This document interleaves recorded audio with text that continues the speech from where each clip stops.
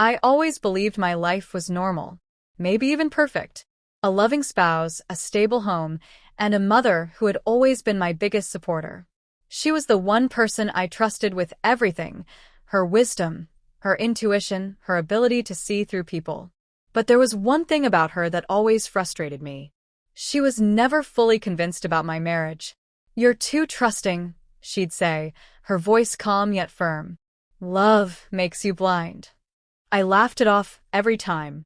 My spouse and I had been together for years. We knew each other's routines, finished each other's sentences, and had what I thought was unbreakable trust. How could she think otherwise?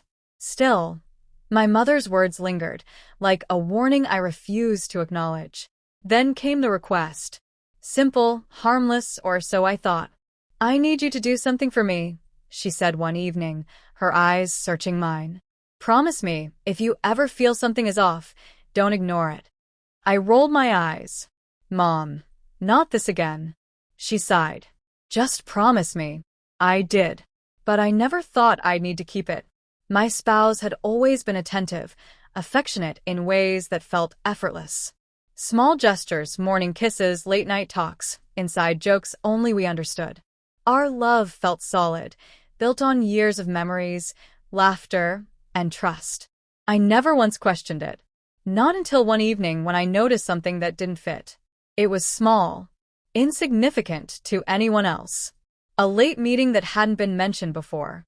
A text that got deleted too quickly. A sudden shift in the way they touched me. Less present, more distant. I told myself I was imagining things. That I was overthinking. That my mother had planted unnecessary doubt in my head. But then it happened again. And again. One night, as we lay in bed, I turned to look at my spouse, studying the face I had memorized over the years. There was something there I hadn't noticed before. A flicker of something distant. Something I couldn't quite place. I wanted to shake it off, to believe everything was fine. But my mother's words echoed in my head. "If you ever feel something is off, don't ignore it." For the first time I listened. I told myself I was being paranoid.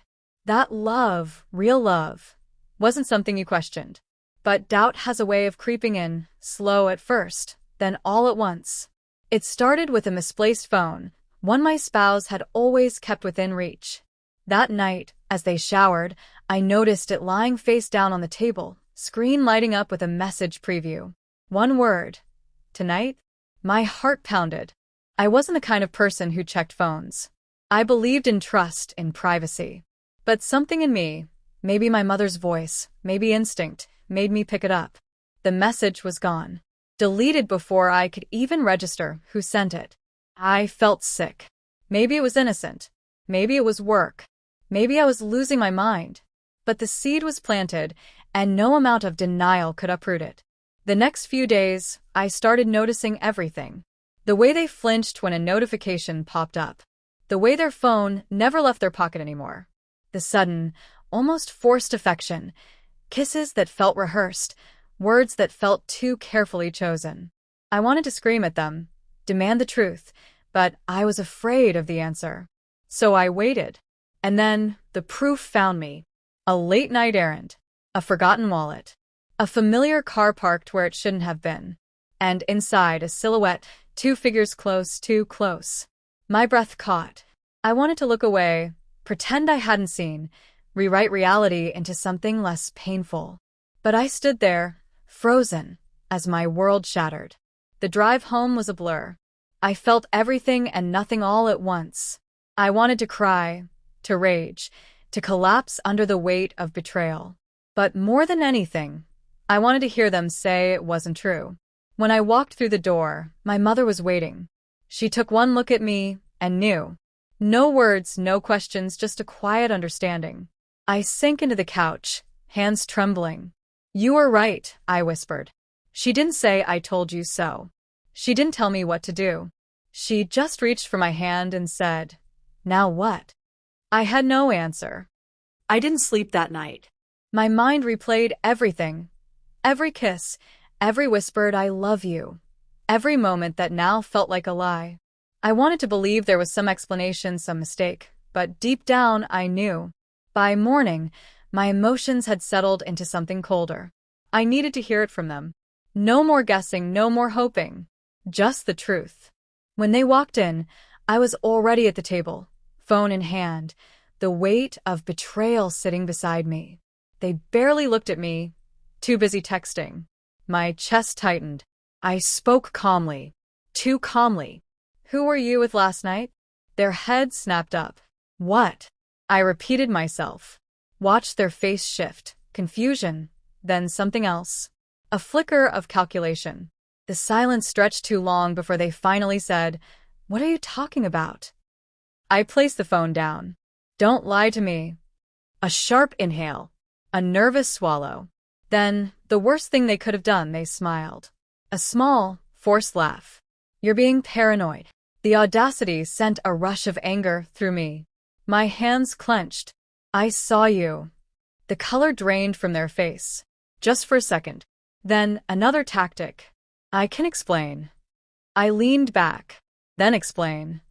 The excuses came fast. "It's not what it looked like. It was just a friend. You're overreacting." Every word felt like a slap. They were still lying. Still choosing deception, even when the truth was right there between us. And then, the final blow. It didn't mean anything. My mother's voice echoed in my head. "Now what?" I stood up. My heart wasn't racing anymore. My voice was steady. "You don't get to decide what meant something. You made that choice when you betrayed me." For the first time, they looked scared. Not because they regretted it, but because they realized they had lost control of the narrative. They reached for me. I stepped back. "Don't." A deep breath. My mother's request had led me here, to this moment of clarity. And I knew exactly what I had to do. I packed in silence.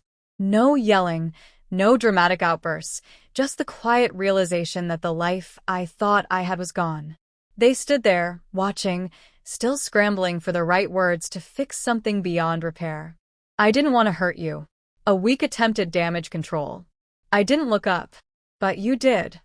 Excuses kept coming, but I had stopped listening. The weight of their betrayal was crushing, but what hurt more was how easily they had lied. How they had looked me in the eyes and chosen deception over honesty. A hand on my arm. "Can we talk about this?" I pulled away. "We already did." They weren't sorry for what they had done. They were sorry they had been caught. By the time I finished packing, my mother was waiting at the door. She didn't ask if I was sure. She didn't need to. She just gave me that knowing look, the one that had always seen through everything, even the things I refused to. I turned back one last time. My spouse stood in the middle of the room, face unreadable. Maybe they thought I would change my mind. That love would somehow be enough to erase what they had done. I almost pitied them. Instead, I just said, "Goodbye." The door closed behind me, and with it, the life I had once believed in. The pain was still there, raw and deep, but so was something else. Relief. I had kept my promise to my mother. I hadn't ignored it, and, because of that, I was finally free.